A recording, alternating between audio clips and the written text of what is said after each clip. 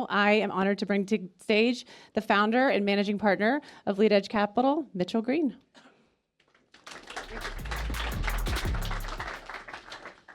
All right, so a quick framing for the audience before we jump in, Mitchell. Today we are diving into how elite teams, business teams, F1 teams stay competitive as technology accelerates and expectations rise.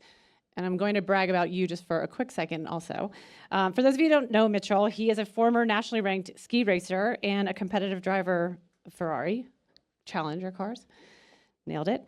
And most importantly, understands in his real day job what it means to compete at the highest level of business and why that mindset matters well beyond racing. So Mitchell, let's jump in. Your company invests in growth stage companies, navigating similar pressures to the ones we're planning to talk about today, but also with Zach Brown and around F1. Where do you see the strongest parallels between investing and elite teams? Yeah, so, well, thanks so much for having me. At the end of the day, it's all about the people on the team. The most incredible thing is, I'm sure Zach could explain, I've gotten to watch some races, F1 races from the garage, and you'd think there'd be a lot of noise. It actually is completely silent, and it's every person on the team knows exactly what to do. So for us at Lead Edge, investing in rapidly growing software and tech companies around the world, it's all about, it starts with hiring the right 22 to 25-year-olds. And at our entry level positions for us, these people sit in cold call companies all day long. And we have a rule: if the company calls you back, it sucks. Hang up the phone. It's the CEO you call every 2 days for a month. That's who you want to get on the phone. So it's like you try to hire people that are super smart, analytical, but also very persistent, and we'll run through doors. I love that. Don't give up. And what do you think separates teams or companies that sustain that performance or those that stall? What's the differentiator here? I think you have to evolve with time, and so you need to hire. It also is about hiring creative people that can adapt over time. In a world we're living in is constantly changing. There's a reason, I bring this to AI, but there's a reason if you think about Walmart, when the e-commerce came out in 99 and 2000, or slightly earlier, but Amazon obviously would go on to lead that.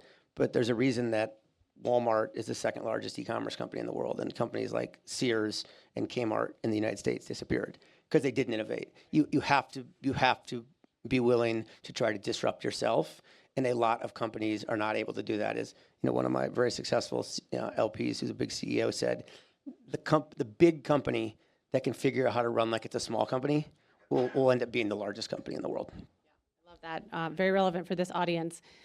You mentioned technology. So technology is accelerating everything. That's all we're talking about here in Davos.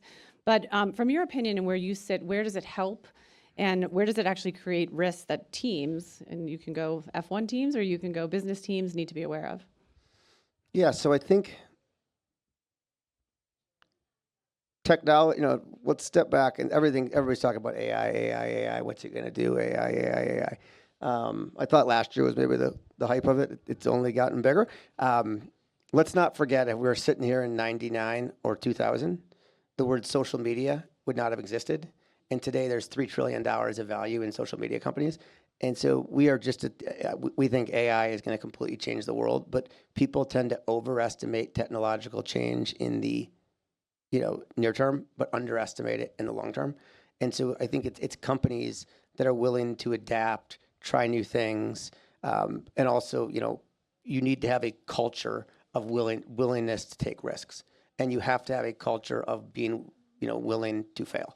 Like in our business, if you're afraid of calling a CEO that they won't call you back, well, then you may not do it. But you need to keep chasing that CEO, knowing full well it may not even be that most interesting company at the end of the day.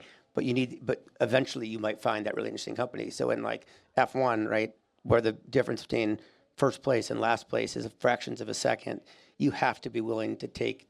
They have to be willing to take risks, and some of those risks are going to pay off, and some of them are not going to work. But if you're not willing to, if people know that they might get fired for taking a risk, then they won't take risks. Yep. We learn the most from when we fail, for Correct. sure. So at Axios, we like to end on one fun thing, and I know you are an F1 enthusiast and also race professionally. I hear the 2026 season has a lot of new and a lot of change. So I'm going to put you on the spot. I hope that's okay. would love to know, in your opinion, what do you think is going to be the biggest surprise for this upcoming You'll season? have to ask Zach that. Look, the cars are brand new. It's a completely new car. And I race a GT sports car, a 296 Challenge car, and a 296 GT3 car. So like we all race all the exact same car. But in F1, they give you a spec, and then it's, they do now budget cap them. I mean, they used to not. But I think there's a lot of teams, until they do the first test, in a couple months, it's anybody's games. It'll be exciting for sure. I think the cars are going to get smaller because, like, it's amazing if you go look at like a 2022, 2023, 2025 car, and then go look at them from like the late 90s, early 2000s. Like how much bigger the cars have gotten is incredible. All right, well, I appreciate your time today. Some lessons on hiring great talent, take risks. Failure is often a good thing if you learn from it. Thank you to Lead Edge Capital.